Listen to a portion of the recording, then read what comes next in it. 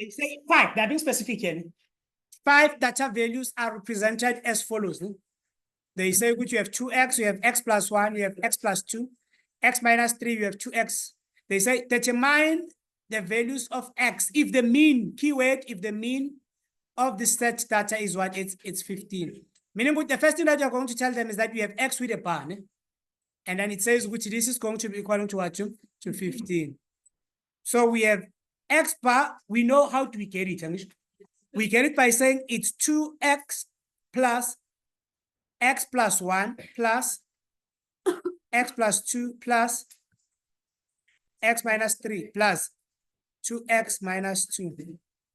This should be written all over 5 because they said these values are what? Are 5.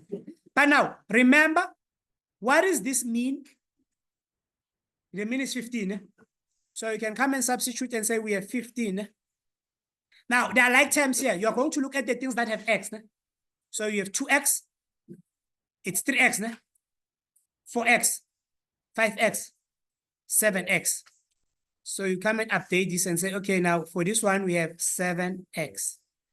Things that doesn't have an x, we have 1 plus 2, 3, minus 1, 2. Minus 2. What do you get?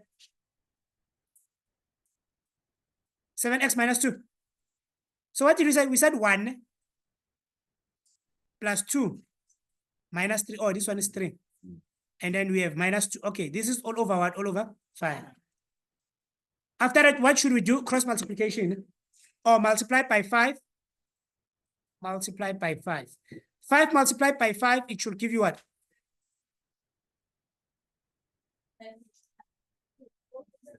Oh, 5 multiplied by 15, it's 75. Which is going to be equal to 7x minus 2. Take this one to this other side, it says 77. Divide by 7, divide by 7, x is going to be 11. Yeah, for a question like this one, they might as well give you 3 marks.